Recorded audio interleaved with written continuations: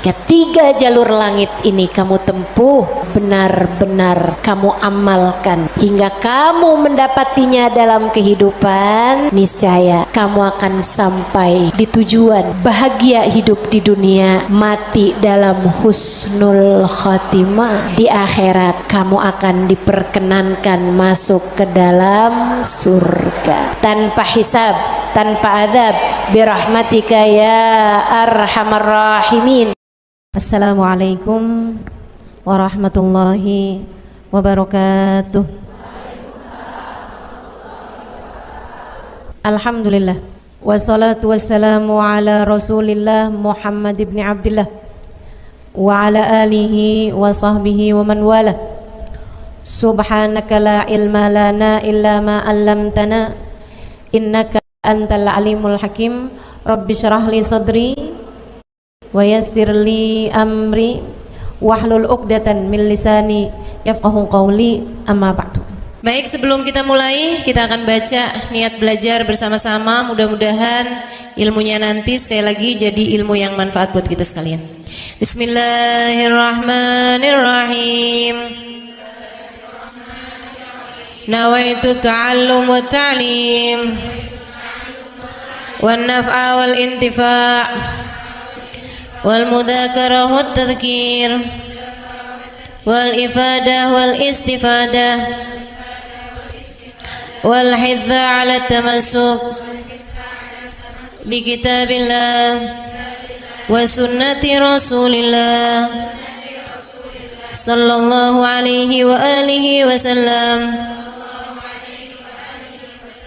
wa du'a ilal huda والدلالة على الخير ابتغاء مرضاته وقربه وثوابه وحسن الخاتمة مع اللطف والعافية وصلاح العاقبة برحمتك يا أرحم الراحمين. La hadratin Nabi Muhammad sallallahu alaihi wasallam wa alihi washabihi azwaji wa dzurriyyati wa ahli baiti muslimin jamil anbiya wal mursalin wal kulli ajma'in. Anallahu yaghfiruhum wa yarhamuhum wa ya'li darajatihim fil jannah wa yanfa'una barakatihim wa asrarihim wa anwarihim wa ulumihim wa nafaatihim fid din wa dunya wal akhirah. Al-Fatihah, baca bersama-sama. A'udzu billahi minasyaitonir rajim. Bismillahirrahmanirrahim. Alhamdulillahi rabbil alamin. Arrahmanir rahim. Maliki yaumiddin. Iyyaka na'budu wa iyyaka nasta'in. Ihdinas siratal mustaqim. Siratal ladzina an'amta 'alaihim ghairil maghdubi 'alaihim waladdallin. Amin. Taqabbalallah minna wa minkum, taqabbal ya karim.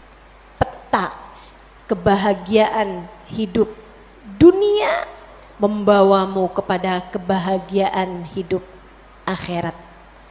Peta untuk membuatmu kenal kepada Sang Pencipta.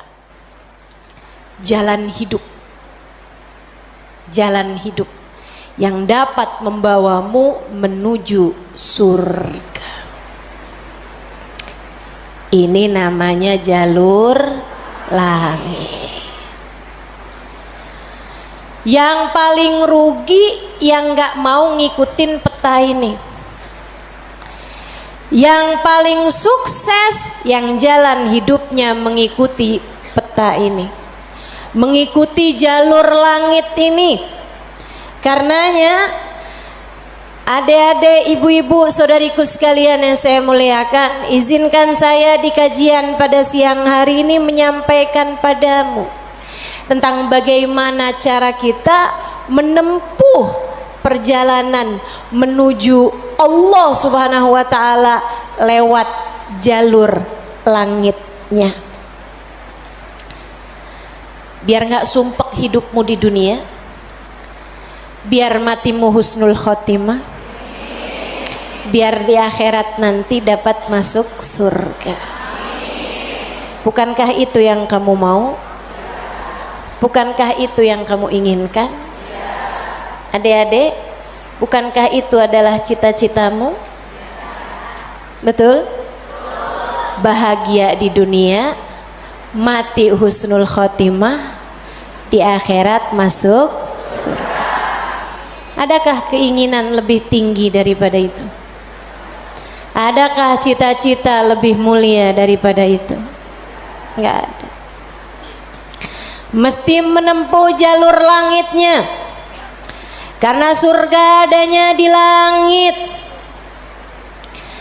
Karena segala kebaikan-kebaikan turun dari alam langitnya Allah Subhanahu wa taala menuju ke alam dunia ini. Saat kamu rasa dadamu sesak di dunia, maka naiklah ke atas dan menengadahlah. Maka dada langit siap untuk merengkuhmu, menjadikan sesakmu tak lagi bernilai apa-apa. Sesakmu jadi lega, sesakmu jadi lega. Ayo nih, buat adik-adik yang kegalauan mulu dengerin saya. Buat ibu-ibu yang pusing mulu, terutama kalau lihat sisa saldo akhir bulan, dengerin saya. Simak baik-baik jalur langit.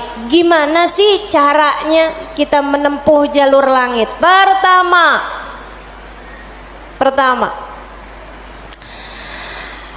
apa aja jalur langit yang bisa kita tempuh? Pertama, sholat. Itu adalah jalur langit yang jangan sampai pernah kamu tinggalkan. Sayyidina Muhammad Al-Bagir berkata kepada putranya Sayyidina Ja'far As-Sadiq, ya bunay, ittasil billah, wahai anakku, senantiasalah terkoneksi dengan Allah, senantiasalah tempuh jalur langit menyampaikanmu kepada Allah Subhanahu wa taala. Seringlah terkoneksi sama Allah. Anaknya bertanya, kaifa attasil bih ya walidi, bagaimana caraku untuk selalu terkoneksi dengan Allah? Bagaimana caraku berkomunikasi sama Allah? Bagaimana caraku menempuh jalur langit? Ayahandanya berkata, kalau kamu ingin kamu berbicara dengan Allah, sholatlah. Kalau kamu ingin Allah berbicara kepadamu, bacalah Al-Quran. Jadi cara pertama tersambung sama Allah adalah sholat. Jangan tinggal sholat. Jangan tinggal sholat meski siapapun yang mengatakannya. Misalnya ada orang gelarnya apa kek, profesor, doktor, belakang namanya juga ada banyak.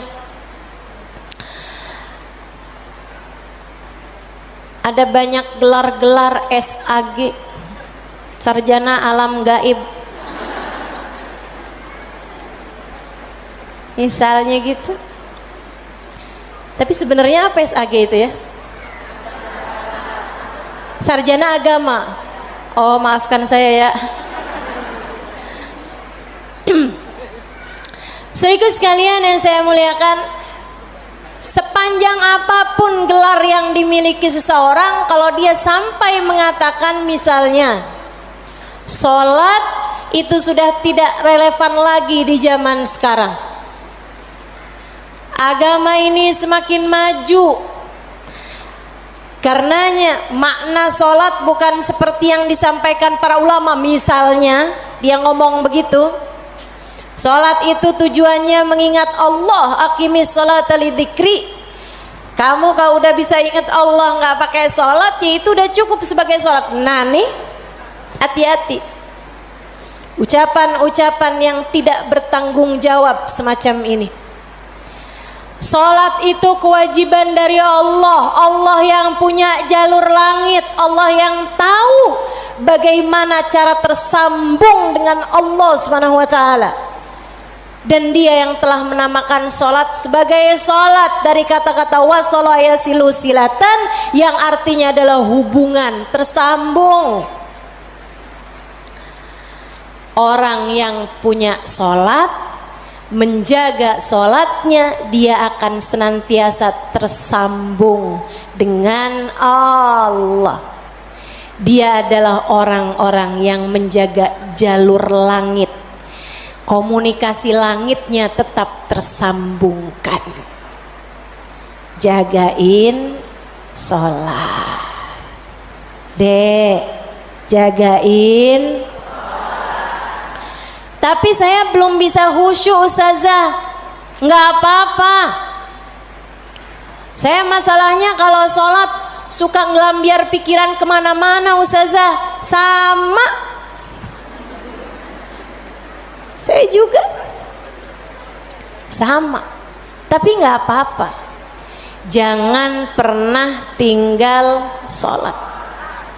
Imam Ghazali bahkan menyebutkan salah satu penyebab kematian dalam su'ul khatimah, salah satu penyebab iman tercabut dari dalam hati di saat kematian datang, naudzubillah min dzalik, nomor 1 tarkus shalah, meninggalkan salat. Tiang agama kita. Siapa yang salatnya benar, ibadahnya benar. Siapa yang ibadahnya benar, hidupnya benar. Siapa yang hidupnya benar, bakalan matinya benar. Siapa yang matinya benar, di akhirat dapat kehidupan yang menyenangkan. Karenanya mesti, harus, nomor 1 kamu benahi dalam hidupmu, jangan tinggal sholat. Sesibuk apapun kamu, sholat jangan tinggal, Dek. Sedang mengerjakan aktivitas penting semacam apapun, sholat jangan pernah tinggal, Bu. Jangan pernah tinggal sholat. Sebab orang kalau lagi ninggal sholat, bukan hanya karena dia nggak mau sholat, tapi karena dia tidak diizinkan Allah untuk menghadap kepadanya, telah diputuskan jalur antara dia dengan Allah Subhanahu wa taala. Naudzubillah min dzalik, jalur langit telah terputus darinya. Itu kayak punya HP tapi nggak ada sinyal, nggak bisa dibikin apa-apa HP-nya. Punya HP nggak ada sinyalnya, Bu, nggak ada kartunya, mau dipakai apaan? Mau dipakai ngulek sambel? Ya kan enggak gitu. Karenanya teman-teman sekalian, sholat jangan tinggal. Kamu kalau dibikin sama Allah dalam hidup nggak ngerjain sholat, kamu perlu menangisi hal tersebut. Kenapa gitu? Saya sering sampaikan, orang ketika sholat bukan hanya karena dia mau sholat, akan tetapi karena dia masih punya nilai di sisi Allah, sehingga Allah masih izin. Allah kalau benci sama satu makhluknya, sama seorang hambanya, Allah nggak akan izinkan orang tersebut menghadapkan dirinya kepada Allah dalam sholatnya. Dia kirain dia yang nggak mau sholat, padahal Allah yang nggak mau dia menghadap kepadanya. Telah diputus jalur antara dia dengan Allah Subhanahu wa ta'ala. Na'udzubillah min dzalik. Ada yang nanya sama saya, Ustazah, saya nih kan lagi belanja nih Ustazah, kan sibuk tuh kan. Belanja di mana? Di mall saja. boleh nggak Ustazah saya jamak sholat saya? Lah ngemol di jamak sholat agak nih. Belanja ke pasar, sholat udah sampai di jamak-jamak. Innalillahi.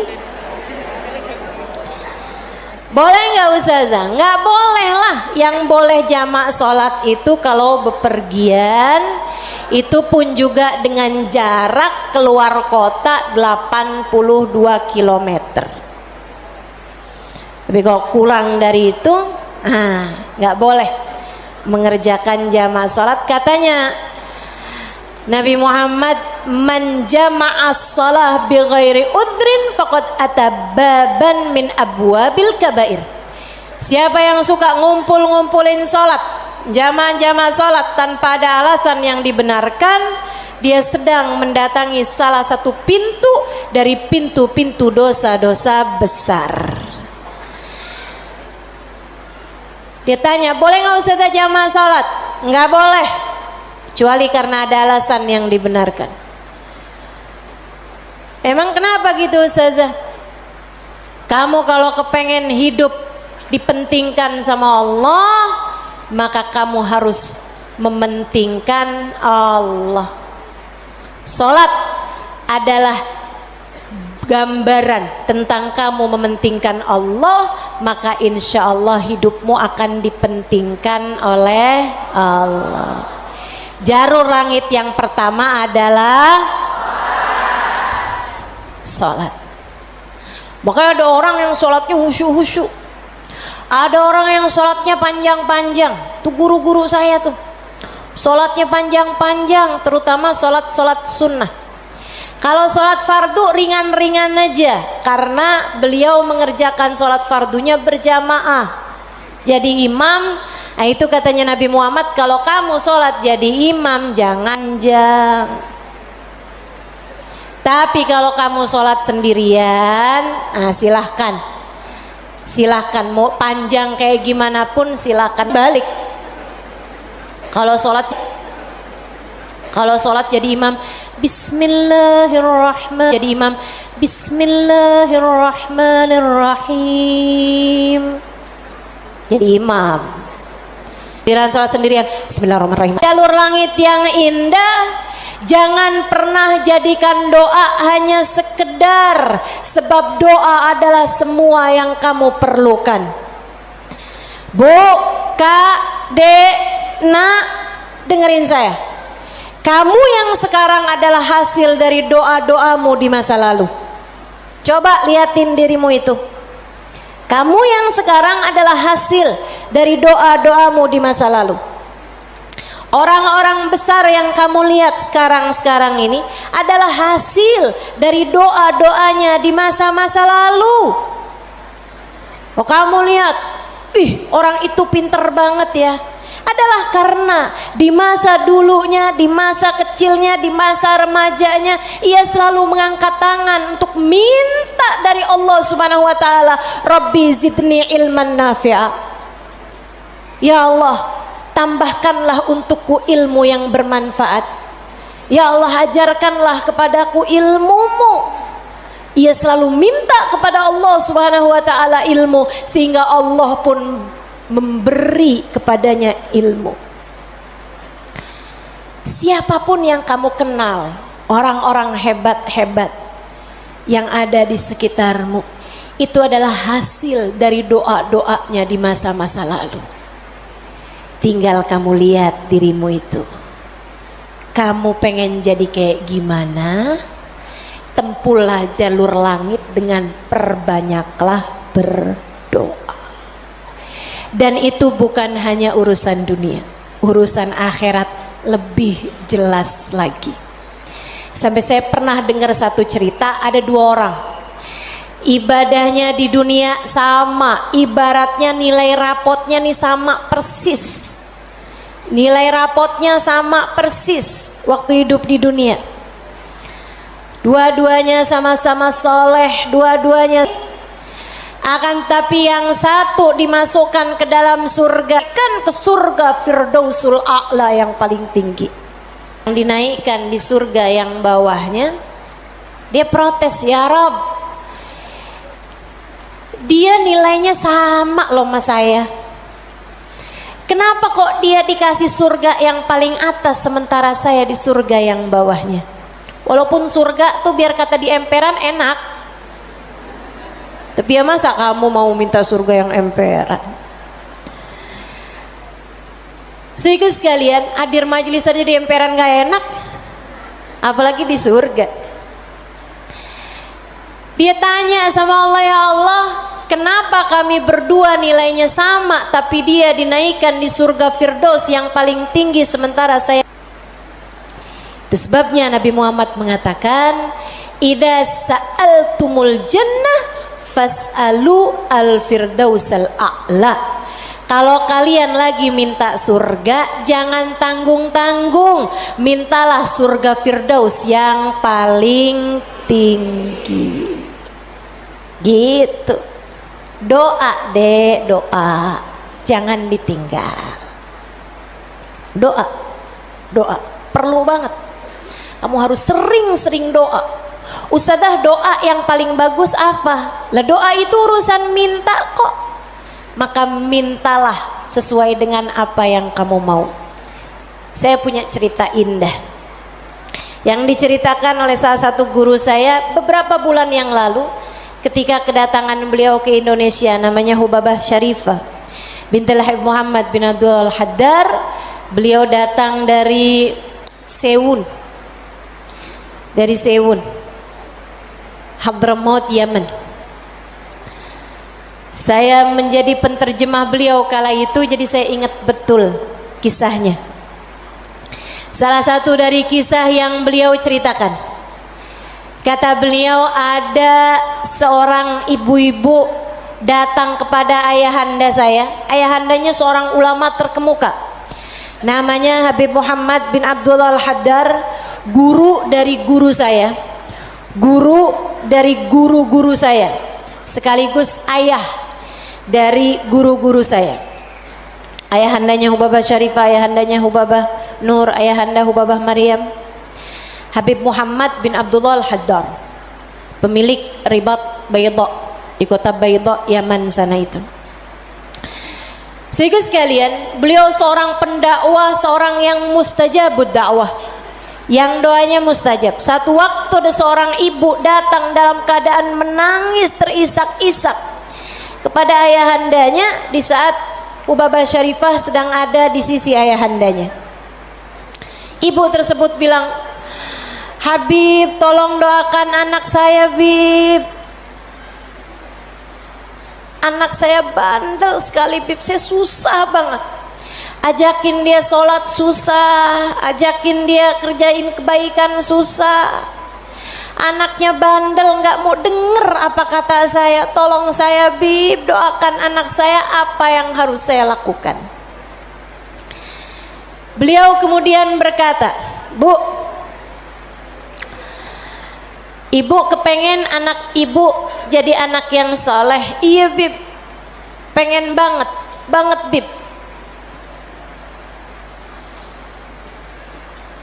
Ibu, doa seorang ibu untuk anaknya setara doa Nabi bagi umatnya.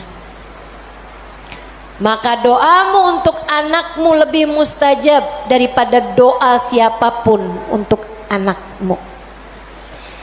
Saya bisa bantu kamu buat doa, mintakan kepada Allah Subhanahu wa taala, akan tetapi doamu tentu lebih mustajab daripada doa saya untuk anakmu.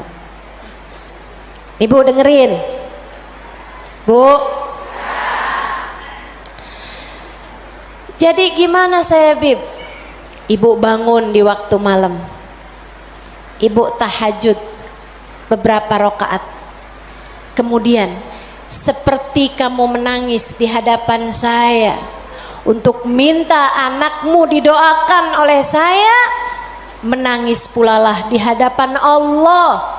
Sampaikan kepada Allah apa yang kamu sampaikan kepadaku atau apa yang ingin agar saya sampaikan kepada Allah tentang anakmu, sampaikan pula itu kepada Allah Subhanahu wa taala. Baik Bib, pulang dikerjain. Nah itu perempuan kalau solehah gitu tuh, kalau dengar kebaikan sami'na, saya dengar kemudian saya patuhi. Ini yang dengar di sini juga insya Allah seperti itu. Apa yang didapat pada hari ini semoga dapat diamalkan. Yang pertama tadi jangan tinggal. Yang kedua tadi barusan ini perbanyak jalur langit. Dia pun mengerjakannya, bangun di waktu malam nangis, ya Allah tolong liatin anak saya, kesianin anak saya ya Allah, solehkan dia ya Allah. Tolong pandang anak saya dengan pandangan kasih sayangmu ya Allah. Saya nggak ngerti cara melakukannya ya Allah. Seperti mana engkau telah menjadikan anak-anak dari hamba-hambamu yang saleh salehah. Kau jaga mereka, jaga pula lah anakku ya Allah. Jauhkan dari segala dosa-dosa, jauhkan dari segala kejahatan-kejahatan. Tolong jaga anak saya ya Allah. Terus didoain anaknya, didoain anaknya, doain anaknya. Malam demi malam, malam demi malam. Dan Bu, Kak, Dek, Nak, doa itu bukan instan. Doa itu tidak seperti kamu nyeplok telur sekarang mateng sekarang, enggak gitu. Enggak gitu. Doa itu Allah mau lihat kesungguhan hatimu dalam meminta. Perlu waktu yang sering kali tidak sebentar, sebab Allah mau melihat kesungguh-sungguhanmu. Karenanya kalau doamu belum diijabah, jangan menyerah. Dek, kalau doamu belum diijabah, jangan nyerah. Kamu masih sangat mungkin untuk diijabah doamu selagi kamu tidak berhenti berdoa. Ingat-ingat ucapan saya. Kamu masih sangat mungkin untuk diijabah doamu itu selagi kamu tidak berhenti berdoa. Doa terus. Kata Hubabah Syarifah, setahun, 2 tahun, 3 tahun, 4 tahun, 5 tahun, 6 tahun. Kemudian anak yang dulu pernah membuat ibunya menangis karena kenakalan anak tersebut, karena ketidaksolehan anak tersebut, sekarang telah menjadi seorang anak yang dapat membuat ibunya tersenyum bangga. Di usia-usia hampir 20-an tahun, anak tersebut menjadi anak paling soleh di kampungnya, hafal Al-Quran 30 juz dengan 7 bacaannya, qiraatus sab'ah. Anak yang jauh dari kenakalan-kenakalan remaja, anak yang dekat dengan para ulama, anak yang mengetahui banyak ilmu agama, anak yang menjadi sangat soleh, idaman semua para orang-orang tua. Jangan nyerah, jangan nyerah. Jika kehidupan membuatmu tersungkur, itu adalah waktumu untuk membenamkan dirimu dalam sujud-sujud panjang kepasrahan. Kemudian kamu langitkan doa hingga Allah mengijabah doa-doamu itu. Saya ulangi, jika badai kehidupan membuatmu jatuh tersungkur, itu adalah saat yang tepat untukmu membenamkan wajahmu dalam sujud-sujud kepasrahan. Kemudian kamu langitkan doa-doamu, berbisik di bumi, namun suaramu didengar hingga ke arsy. Saat itulah Allah akan mengijabah doamu itu. jangan pernah berhenti berdoa. Jangan remehkan doa. Jangan remehkan doa.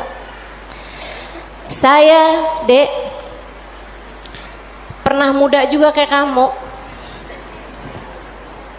Ya masa lahir langsung gede gini. Sewaktu saya remaja, masuk umur 12 tahun, 13 tahun, sebelum balik bahkan saya udah berada di pondok pesantren. Jadi saya itu nggak pernah ngalamin masa belum berjilbab sebelum balik. Maksudnya ketika balik tuh saya udah mulain berjilbab. Alhamdulillah, nikmat dari Allah Subhanahu wa taala. Adik-adik saudaraku sekalian, saat saya kecil, saya ada di pondok-pondok pesantren, saya mulai kenal ustadz-ustadz, ustadzah-ustadzah, ulama-ulama yang membuat saya jatuh cinta dengan ilmu agama. Alhamdulillah, Allah kasih rasa dalam diri saya keinginan untuk selalu belajar. Saya punya keingintahuan yang banyak terhadap urusan ilmu. Jadinya saya seneng banget belajar. Nah, di waktu kecil itu tadi, umur 12-an tahun sebagai santri, kan selain dari belajar ada kewajiban lain tuh. Nyuci baju, apalagi kalau dapat piket, bersihin kamar mandi, nyapu kamar, ngepel kamar. Itu saya sangat tersiksa sekali, sebab saya ini adalah pemalas. Jadinya karena saya pemalas urusan bebersih dan saya mendadak rajin ketika urusannya belajar. Saya seneng belajar, saya seneng tahu, saya suka mikir. Saya tuh kalau lagi baca kitab gitu seneng banget. Saya kalau lagi belajar gitu seneng banget. Apalagi kalau ustadzahnya yang nyampein ilmu dengan cara-cara yang sangat saya sukai gitu, ngasih tahu hal-hal yang nggak ada di dalam kitab gitu. Saya bisa melongo dengerin, seneng banget. Jadinya di masa-masa kecil itu kalau saya lagi dengerin kajian, kalau saya lagi baca kitab, saya suka doa, ya Allah, jangan pernah pisahkan saya dari ilmu. Ya Allah, jangan pernah jauhkan saya dari kitab-kitab pengetahuan yang mendekatkan saya padamu. Umur 12 tahun, 13 tahun, doa saya semacam itu. Ayo nih adik-adik yang umur 16 tahun, ya Allah, kenapa kok saya nggak pernah ada yang nembak ya?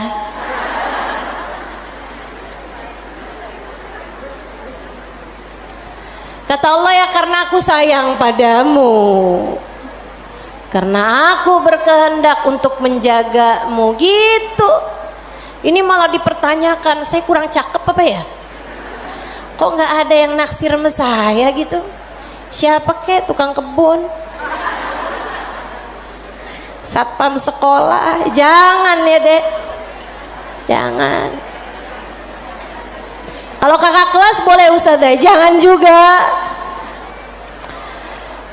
Jangan pacaran.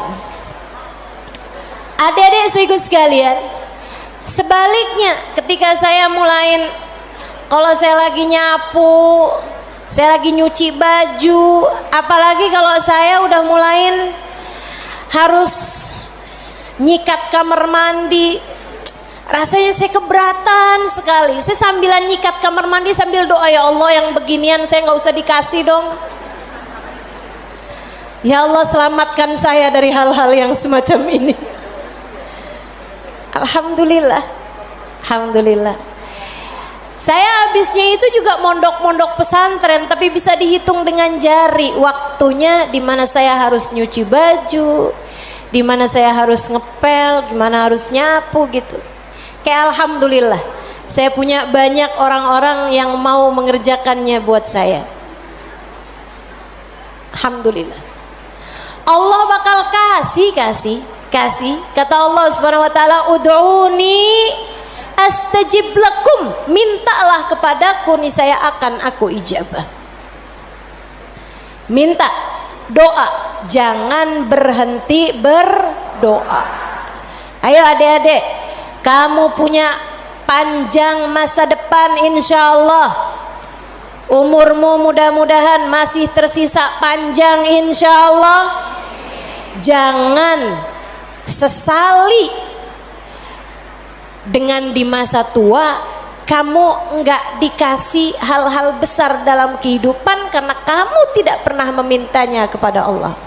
Minta, ya Allah, pandanglah aku dengan pandangan kasih sayang-Mu. Ya Allah, seperti mana Engkau menjaga hamba-hamba-Mu yang soleh-solehah, tolong jaga saya juga ya Allah. Dek, minta sama Allah. Saya serius berkata padamu, dengarkan saya. Saya menyampaikan nasihat sebagai orang tua kepadamu, Dek, kepadamu nak. Minta sama Allah, yang dekat sama Allah. Karena kalau kamu merasa kok saya punya orang tua nggak terlalu sayang ya sama saya, kamu tahu nggak kenapa dalam hidup kamu seringkali merasa bahwa orang tuamu nggak cukup sayang sama kamu, guru-gurumu sepertinya nggak sayang sama kamu.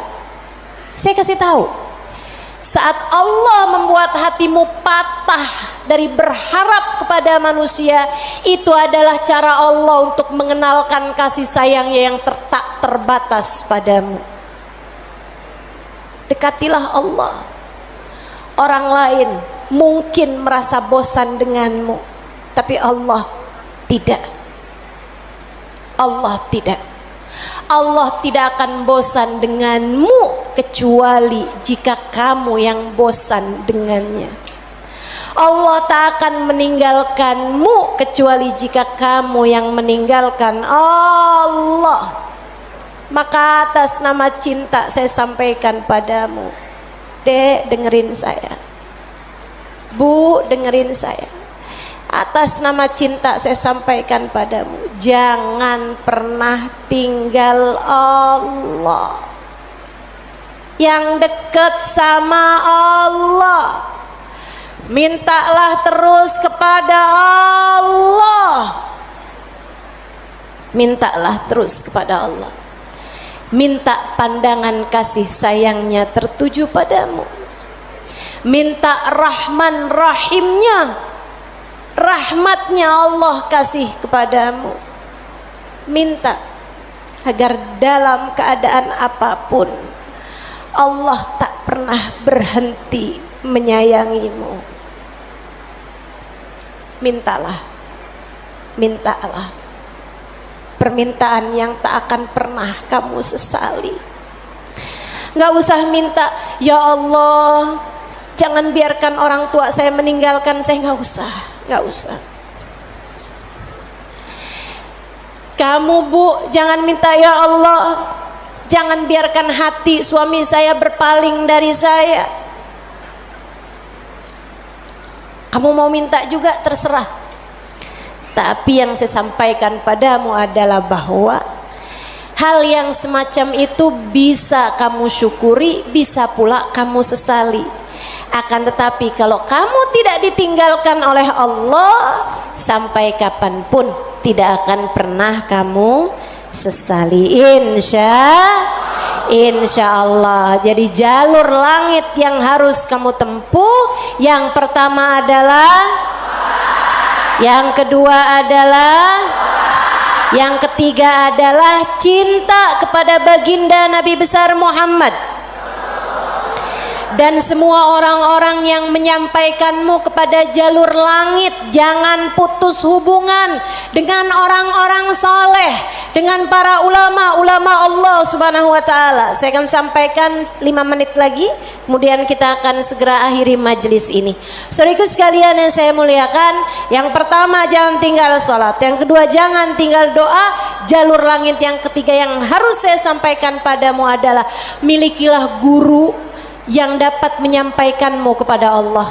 Milikilah jalur langit yang dapat menyampaikanmu kepada Allah. Cintai orang-orang soleh di atasmu hingga mereka menyampaikanmu kepada Nabi Muhammad.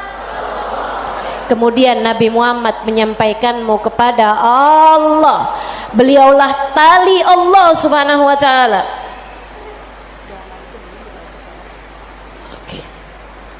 Beliaulah tali Allah subhanahu wa ta'ala yang terbentang kepada kita sekalian. Mudah-mudahan Allah subhanahu wa ta'ala senantiasa menyampaikan kita kepada Allah subhanahu wa ta'ala lewat jalur langit yang benar, jalurnya baginda kita Nabi besar Muhammad sallallahu alaihi wa ala alihi wasallam, manusia yang paling penuh kasih kepadamu. Andai kamu tahu seperti apa sayangnya Nabi Muhammad kepadamu, niscaya air matamu akan senantiasa meleleh karena rindu padanya. Andai kamu tahu seperti apa cintanya Nabi Muhammad kepadamu sebagai umatnya, niscaya kamu akan menyibukkan dirimu bersolawat kepadanya, dan itu adalah merupakan salah satu dari tangga-tangga yang mendekatkanmu padanya. Andai kamu tahu seperti apa cintanya Nabi Muhammad dan pengorbanannya kepadamu, niscaya kamu tak akan berharap cinta manusia selain daripada cinta Nabi Muhammad sallallahu alaihi wasallam. Maka 3 jalur langit ini kalau kamu tempuh, kamu tidak akan pernah tersesat jalan. Kamu akan sampai di tujuan. Peta kehidupannya menjadi terbaca dan kamu akan melangkah tanpa keraguan. Jika 3 jalur langit ini kamu tempuh, dari sholat tidak ada yang kamu tinggal, dan kamu tambahi dengan ibadah-ibadah sholat sunnah pula, terutamanya di keheningan malam, di sepertiga malam yang terakhir. Juga doa dalam keadaan apapun, kamu memperbanyak berdoa. Saat kamu bersama dengan orang-orang saleh, saat kamu duduk di majelis-majelis ilmu adalah saat yang begitu indah untuk kamu berdoa meminta kepada Allah Subhanahu wa taala jalla jalaluhu wa ta'ala azamatu. Kamu jadikan doa tidak hanya sekedar, melainkan semua yang kamu perlukan. Kemudian besar cintamu kepada baginda Nabi besar Muhammad sallallahu alaihi wasallam, maka itulah 3 dari rahasia jalur langit yang dapat saya sampaikan kepadamu. Jika ketiganya benar-benar kamu amalkan hingga kamu mendapatinya dalam kehidupan, niscaya kamu akan sampai di tujuan, bahagia hidup di dunia, mati dalam husnul khatimah.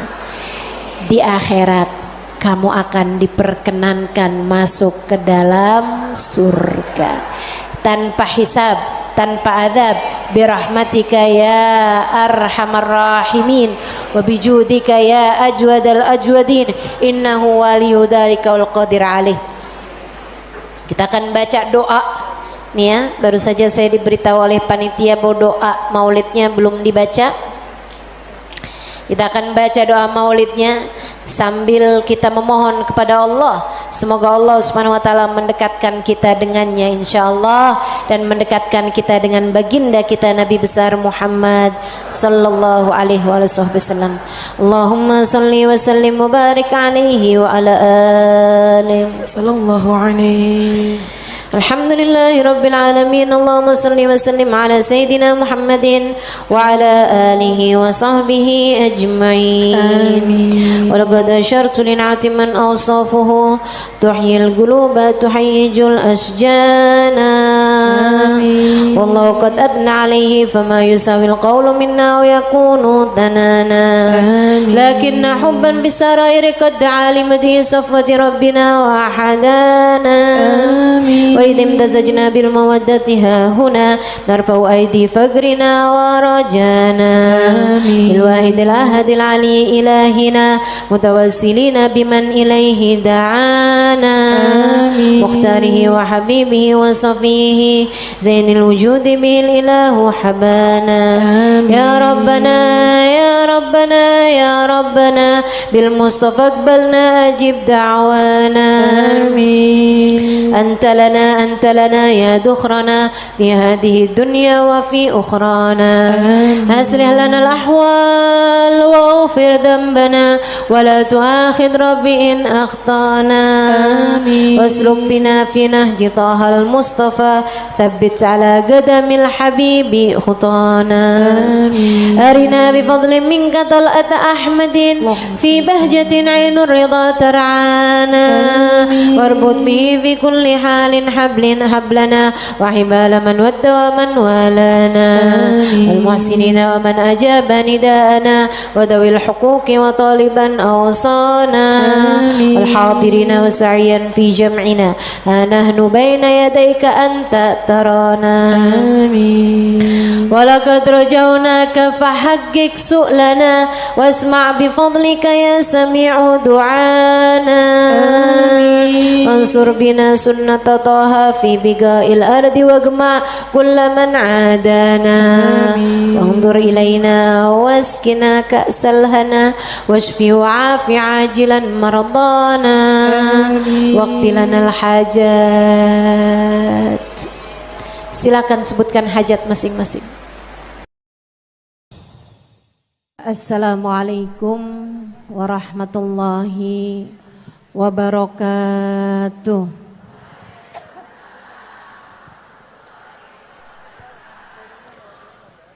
Alhamdulillah. Wassalatu wassalamu ala Rasulillah Muhammad ibn Abdillah wa ala alihi wa sahbihi wa man wala.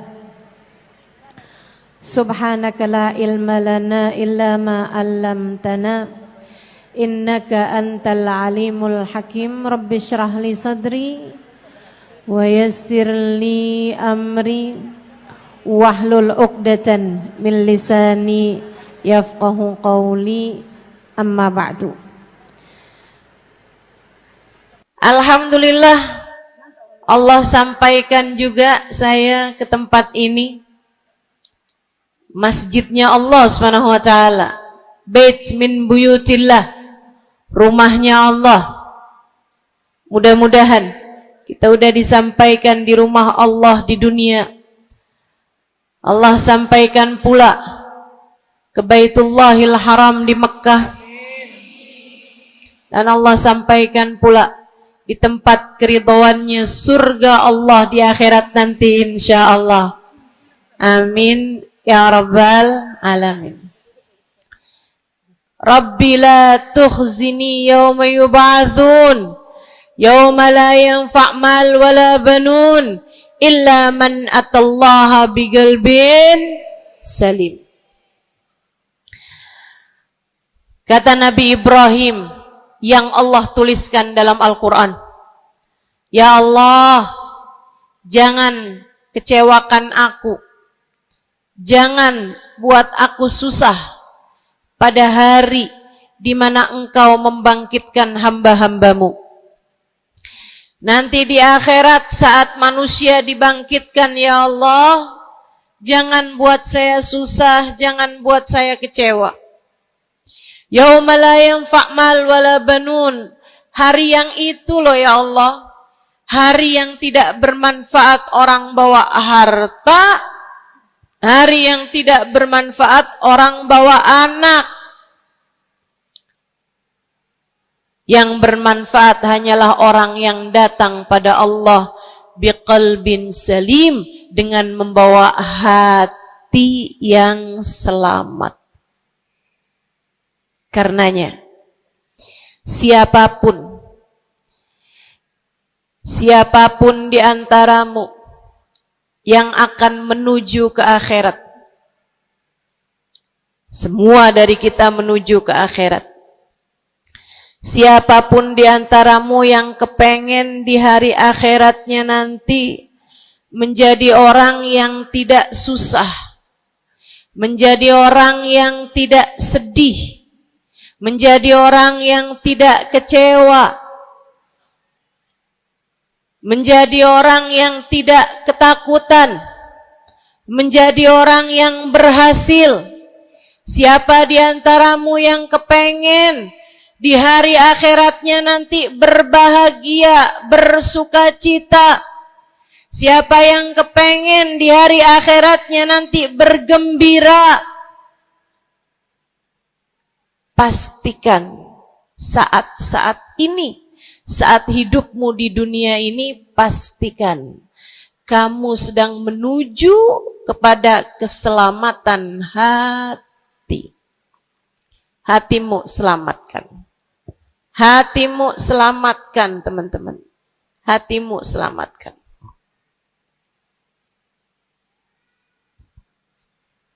Semoga Allah karuniakan kepada kita selamatnya hati, insya Allah. Amin. Semoga Allah menyelamatkan hati kita semua. Semoga Allah menyelamatkan hati kita semua. Nabi kita Muhammad menyebutkan dalam salah satu hadisnya,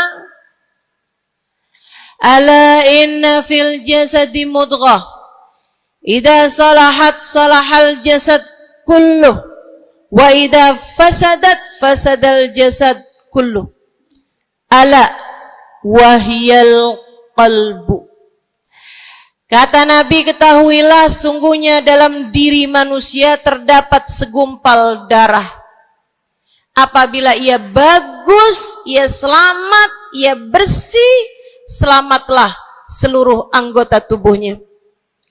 Apabila ia rusak, ia hancur, ia gelap, ia mati, maka hancur pulalah seluruh anggota tubuhnya. Ala wahiyal qalbu, ketahuilah segumpal darah tersebut bernama hati. Maka bu, ka, de, na, ne, banyak nenek-nenek di sini. Saya sampaikan padamu pesan dari hati saya yang terdalam. Berhati-hatilah dengan hati.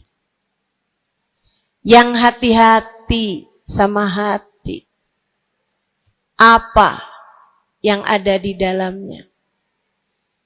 Coba silahkan kamu pikirkan nih, kondisi hati saya nih kayak apa. Kita kalau badan lebih gampang ngerasainnya. Saya kalau ditanya, Ustazah lagi sakit? Iya. Sakit apanya Ustazah? Kaki. Saya bisa jawab. Tapi kalau kamu ditanya misalnya, gimana kabar hati kamu?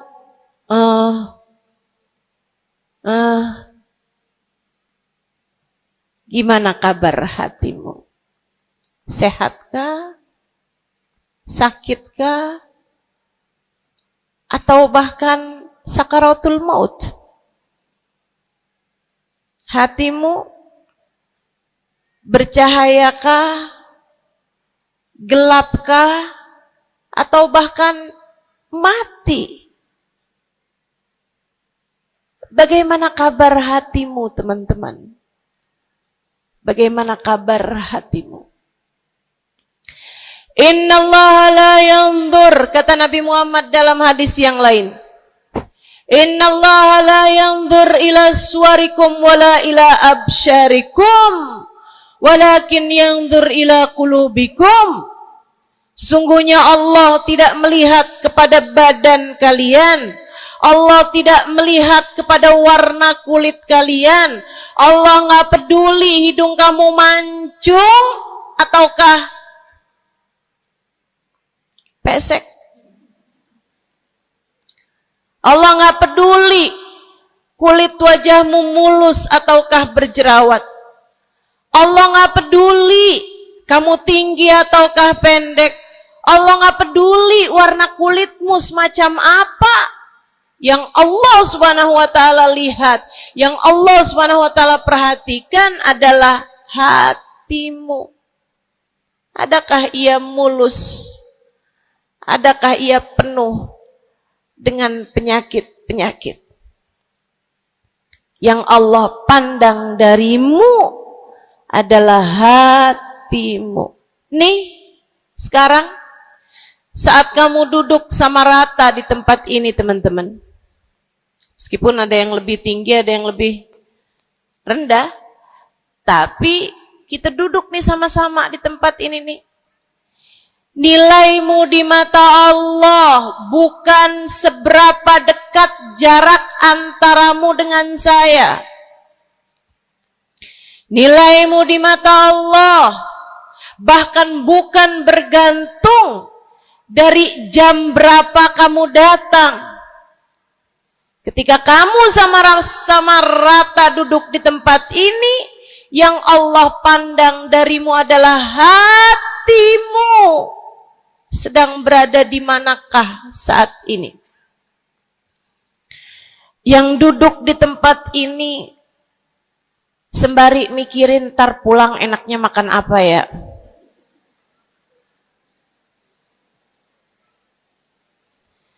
Yang duduk di tempat ini sambil mikirin, kok saya lapar ya? Iya, belum sarapan.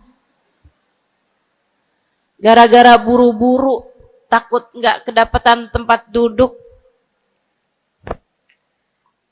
Gara-gara buru-buru, kepengen bisa lihat mukanya Ustazah Halimah yang viral.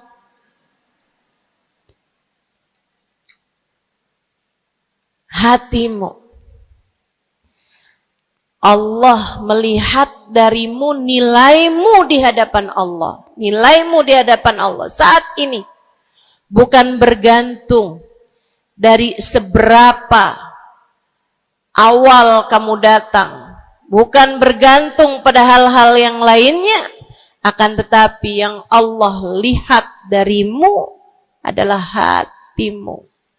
Adakah Allah di dalamnya? Adakah Allah di dalamnya? Adakah Allah di dalamnya?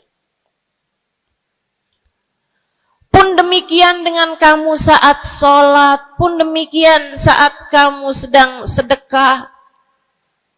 Semuanya masalah hati, teman-teman. Semua masalah hati. Kata guru saya Sayyidil Habib Umar bin Hafid, al-madar kullal madar fi salahil gulub. Urusan segala urusan, sumber segala macam urusan, dasar segala macam urusan ada pada bagusnya hati. Kalau udah hatinya bagus, bagus semuanya. Kalau udah hatinya busuk, busuklah semuanya. Semoga Allah selamatkan kita dari busuknya hati. Semoga Allah selamatkan kita dari busuknya hati. Amin ya rabbal alamin. Dunia, akhirat, masalah semuanya ada pada hati. Karenanya yuk kita bahas gimana sih caranya nyelamatin hati.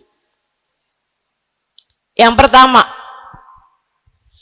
kalau kamu pengen tahu caranya nyelamatin hatimu, yang pertama,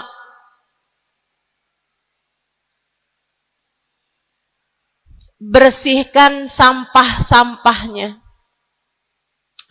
Nih, kamu mau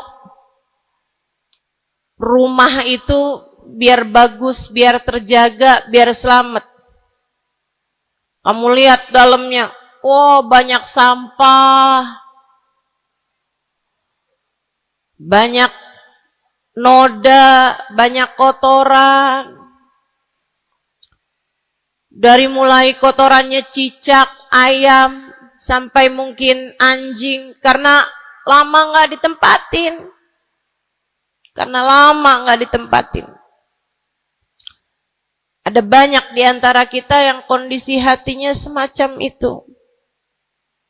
Sampah begitu banyak dalam hatinya. Ada banyak di antara kita umat Islam yang kondisi hatinya semacam itu. Begitu banyak sampah di dalam hatinya tersebut. Semoga Allah selamatkan semuanya. Amin. Maka hal pertama, kalau kamu kepengen punya hati yang selamat, yang nomor satu adalah bersihkan hatimu dari semua sampahnya, keluarin. Apa sampahnya hati? Dosa-dosa yang telah kamu lakukan. Idza aznabal abd nakat fi qalbihi nuqtah sauda. Kata baginda kita Nabi besar Muhammad, idza aznabal abd, ketika seorang hamba mengerjakan dosa, tertorehlah di dalam hatinya satu titik hitam. Sampahnya hati. Kamu tiap kali bikin dosa, dosa apa aja? Bukan hanya dosa besar, zina, bukan hanya dosa besar, minum minuman keras atau narkoba, bukan hanya dosa besar, judi atau riba. Bukan hanya dosa-dosa besar. Kalau itu titik hitam yang sangat besar tertoreh di dalam hatimu itu. Bahkan dosa-dosa kecil, sekedar marah-marah sama suami, atau ngambil uang suami. Gimana? Pernah? Rezeki istri solehah ustazah. Lagi mau nyuci, kelihatan, alhamdulillah. Emang haram ya ustazah? Ya haram, bukan punya kamu. Kan katanya ada hak istri dalam harta suami. Iya betul kalau dia kasih. Kalau dia kasih, kalau nggak kasih, nggak halal juga. Bahkan dosa-dosa kecil, seperti melihat tetangga, terus kamu bilang, ya ampun, cakep banget ya. Nyesel saya nggak kawin sama dia.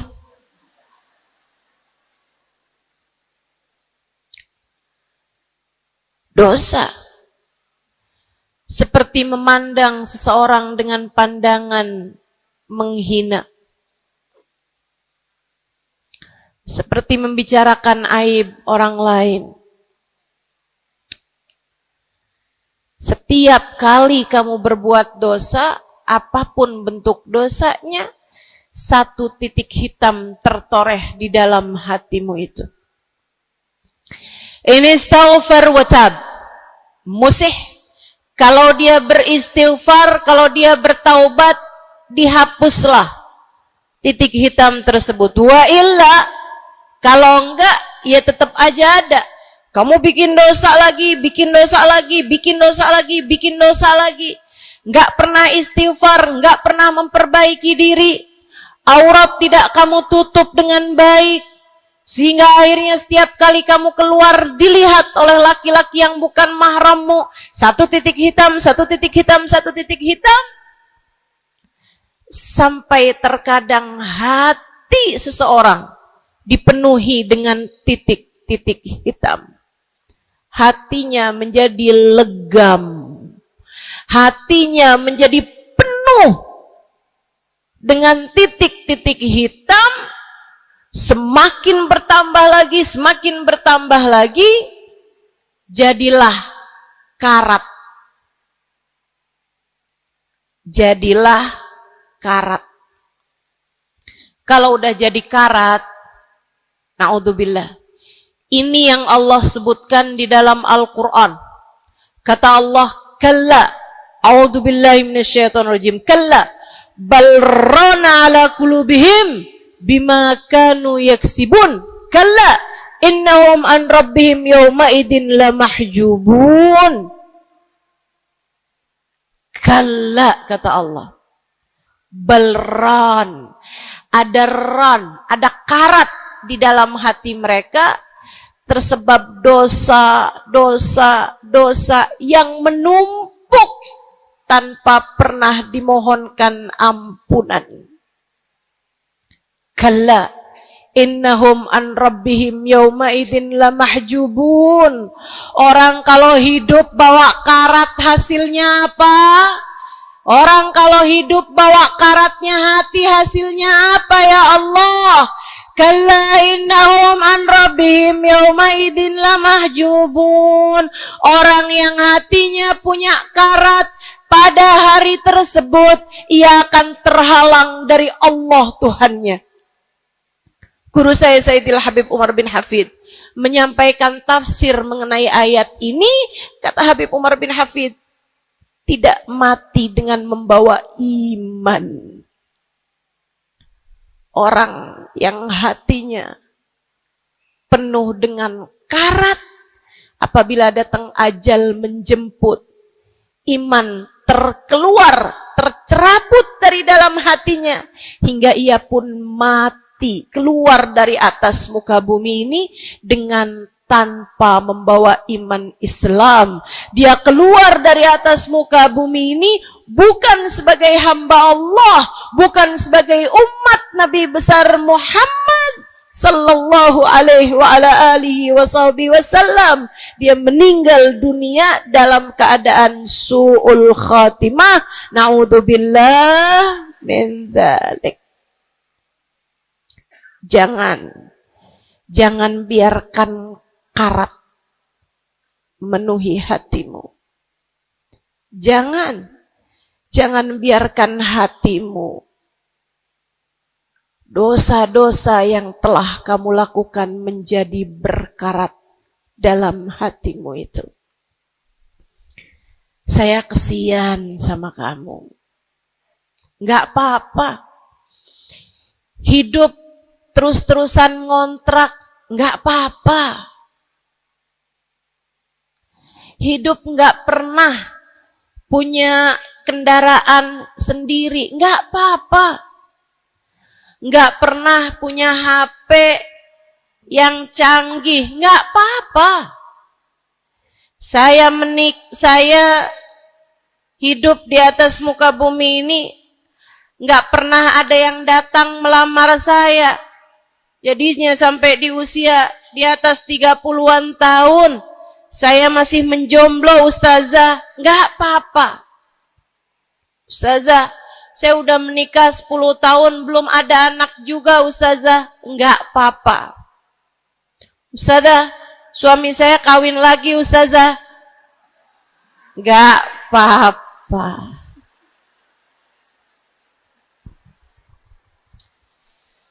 Hidup di dunia ini, apapun yang terjadi, semuanya hanyalah sementara. Kamu hanya perlu memastikan agar tatkala datang ajal menjemput, kamu punya modal. Dan modal utamanya yang nomor 1 adalah hati yang bersih. Hati yang selamat. Kamu bawa pulang menghadap Allah Subhanahu wa ta'ala bigalbin salim. Kamu bawa hati yang selamat. Insya Allah. Mati nggak bawa suami nggak apa-apa. Mati nggak bawa anak nggak apa-apa. Nggak bakalan jadi pertanyaan malaikat raqib atid. Tapi mati harus dengan membawa hati yang selamat. Mudah-mudahan Allah karuniakan. Mudah-mudahan Allah karuniakan. Saudaraku sekalian yang saya muliakan, maka bersihkan sampah-sampah dalam hatimu itu. Caranya gimana nih, Ustazah? Dosa-dosa saya emang udah banyak banget. Saya di masa muda, di masa remaja, bahkan sampai udah tua juga nih, bergelimangan dengan dosa demi dosa. Banyak dosa saya, Ustazah. Saya zaman muda berada dalam masa jahiliyah. Dosa, segala dosa saya kerjakan. Apa yang harus saya lakukan? Bersihkan karat-karat dalam hatimu itu dengan taubat. Minta ampun sama Allah. Minta ampun sama Allah. Kamu perlu nangis sama Allah. Kamu perlu sungguh-sungguh minta ampunan sama Allah. Dosa segede gunung, kalau Allah mau melemparkannya ke dalam lautan ampunan, inna kaba'irad dunubi ful ghufrani kalamami. Katanya sahibul burda, sesungguhnya dosa-dosa besar dalam lautan ampunan, ia hanyalah seperti buih di dalam lautan. Gak ada artinya apa-apa kalau Allah mau ampuni. Dosa sebesar apapun, kalau Allah mau ampuni gak ada artinya. Tapi dosa sekecil apapun, kalau Allah mau perhitungkan, kamu gak akan selamat. Saya sampaikan padamu atas nama cinta. Dosa sekecil apapun yang kamu lakukan,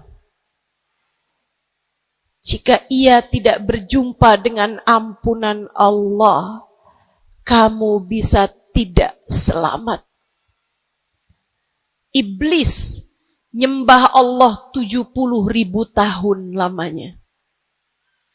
Sujud di atas bumi, dia sujud, bumi dihancurkan, Allah naikin dia ke langit. Di atas langit dia sujud, ganti-ganti posisi sujudnya.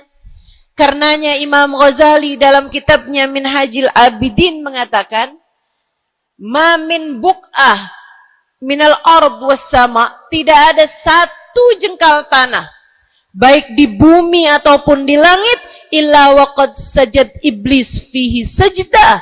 Iblis udah pernah sujud di sana, di semua tempat di bumi maupun di langit. Paling banyak ibadahnya ternyata bukan seorang wali. Paling banyak ibadahnya ternyata bukan seorang nabi. Kalau hitung-hitungan panjang-panjangan ibadah, ibadahnya iblis lebih panjang daripada siapapun dari makhluknya Allah Subhanahu wa ta'ala yang pernah tinggal di bumi ini. Akan tetapi dia nggak nurut.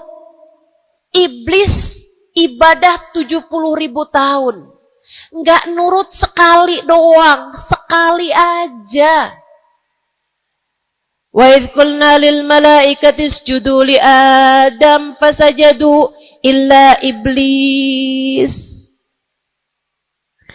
Ketika kami memerintahkan seluruh makhluk yang ada di langit, seluruh malaikat, kami perintahkan, wahai malaikat-malaikatku, sujudlah kalian kepada Adam. Fasajadu, mereka semuanya sujud. Illa iblis, kecuali iblis doang. Tantang, petenteng gak mau sujud. Allah tanya, ma manaka antas judali Adam id amartuk? Iblis, apa yang bikin kamu gak mau sujud kepada Adam? Padahal aku yang telah memerintahkanmu. Bukankah kamu selama ini sujud di bumi, di langit untuk menyembahku? Sekarang aku perintahkan padamu untuk sujud. Kenapa kamu gak mau sujud padanya? Iblis gak bilang, ya Allah, kan perintahnya tadi malaikat. Saya kan bukan malaikat ya Allah. Gak gitu. Gak gitu.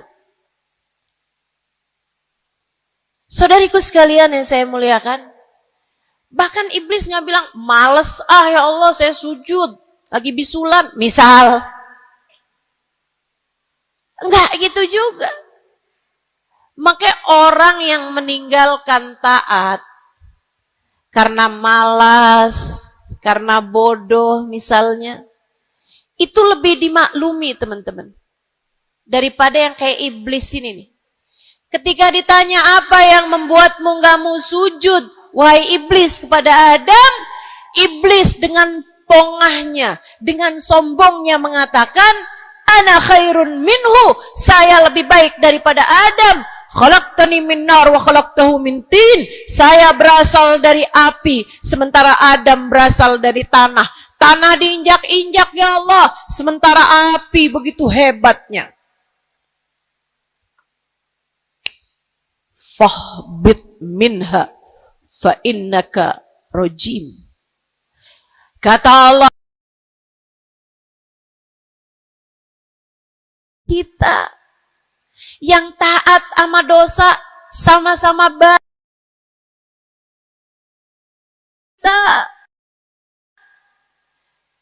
Yang mungkin dosa kita lebih banyak daripada taat kita.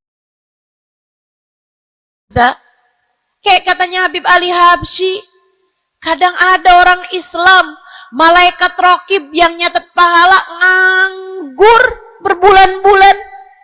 Sementara malaikat atid yang nyatetin dosa sibuk bener. Gimana dengan kita? Iblis hanya satu saja melanggar aturan Allah. Allah kemudian mewahyukan padanya, keluar kamu wahai iblis dari surgaku, sesungguhnya kamu terkutuk.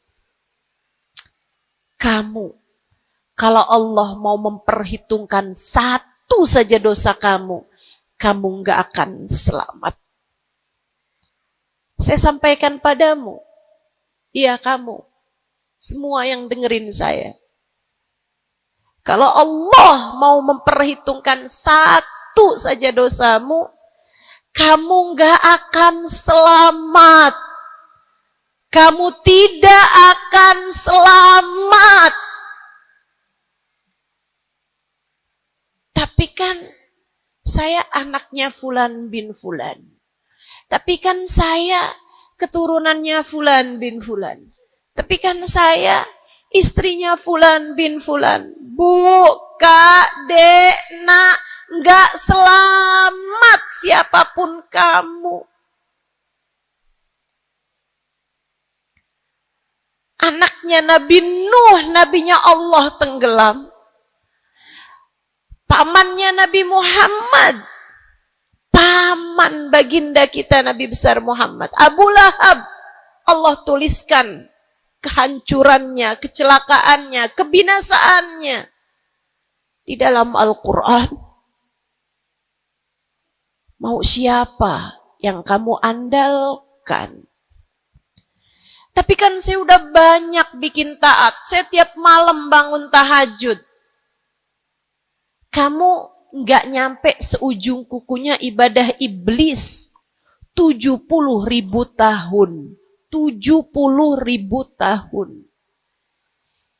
Sujud pada Allah SWT di tiap jengkal tanah. Nih tanah yang sekarang kita jejak ini pernah dibikin sujud sama iblis. Waktu iblis tinggal di atas muka bumi ini. Tapi semuanya nggak manfaat. Kalau Allah mau memperhitungkan satu saja dosa hambanya, ia tidak akan selamat. Sebab Allah hanya mau menerima hati yang tidak ada sampah di dalamnya. Sebab hanya berkenan menerima hati yang tidak ada noda-noda di dalamnya. Sampah hatimu bersihkan, dosa-dosamu taubati, mintalah ampun kepada Allah, mintalah ampun kepada Allah. Bangunlah di waktu malam, mandilah dengan mandi taubat.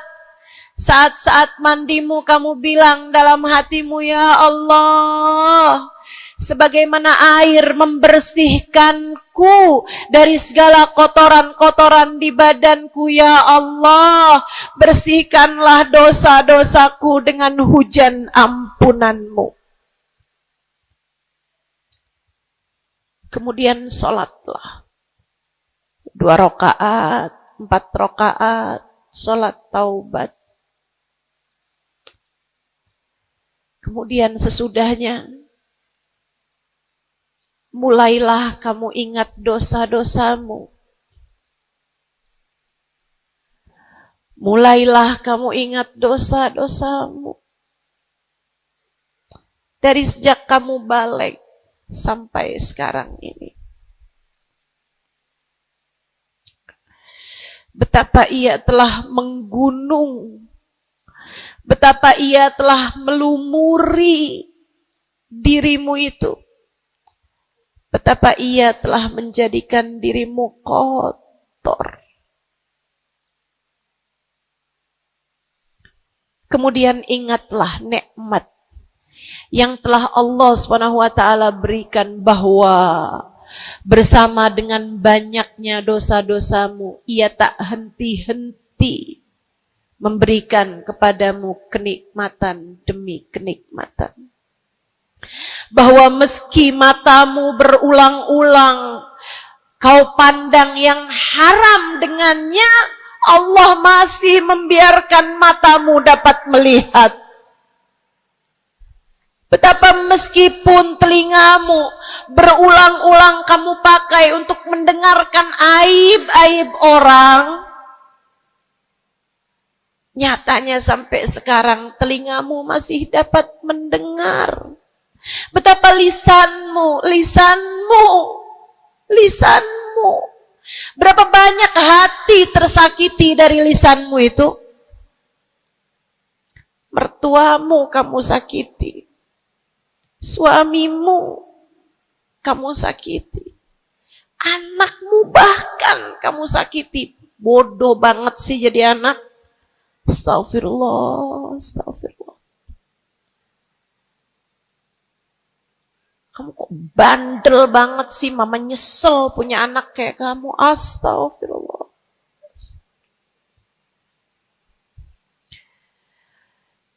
Betapa lisanmu menyakiti hati tetanggamu, saudara-saudarimu, sahabat-sahabatmu,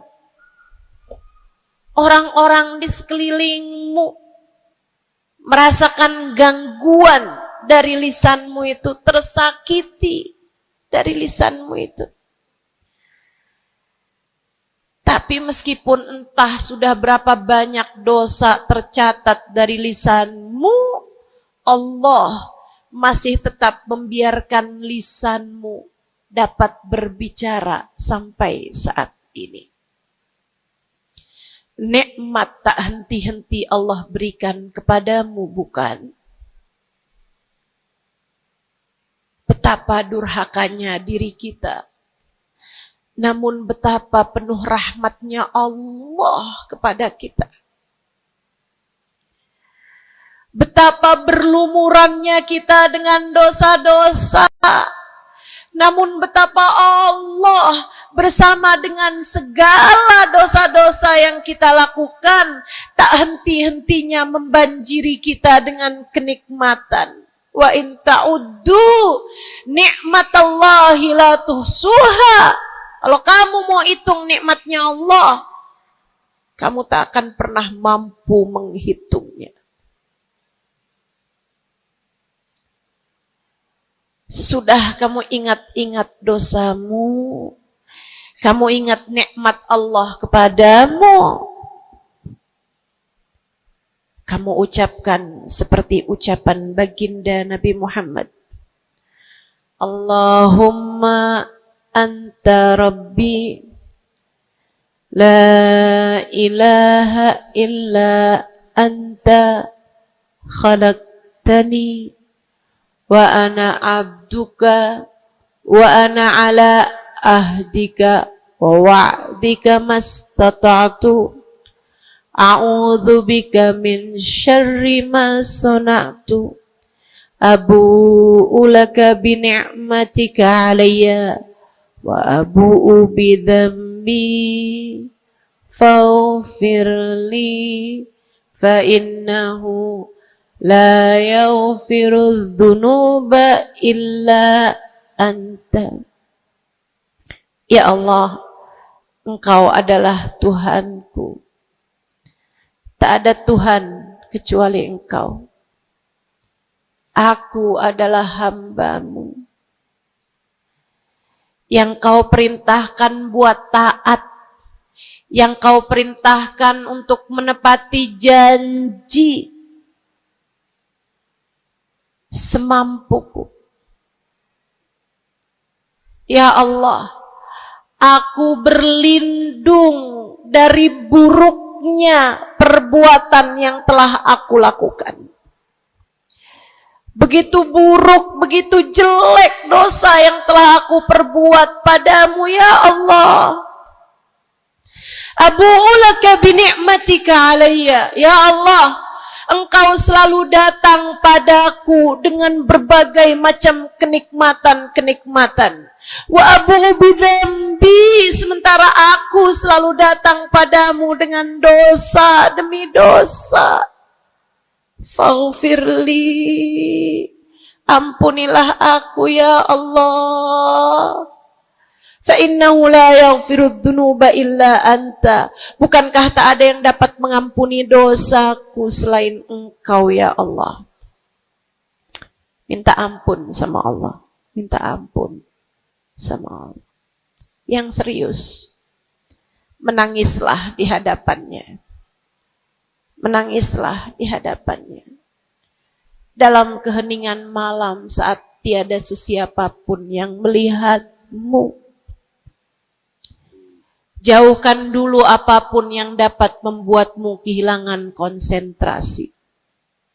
Jangan lagi khusyuk-khusyuk, begitu tiba-tiba kedengaran suara Shopee.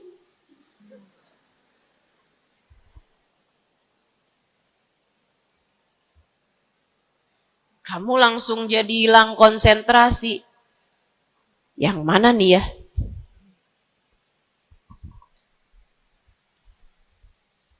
Bismillah.